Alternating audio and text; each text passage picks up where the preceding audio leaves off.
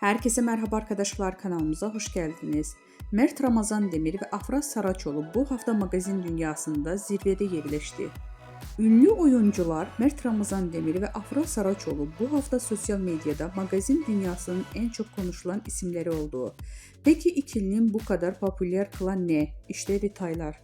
Bu hafta ünlü oyuncu Mert Ramazan Demir, Afra Saraçoğlu sosyal medyada en çok konuşulan, tartışılan isimler arasında zirvede yerleşti.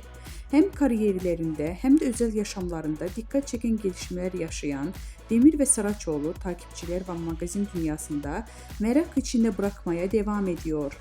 Mert Ramazan Demir son dönemdeki projeleriyle adından sıkça söz ettiriyor.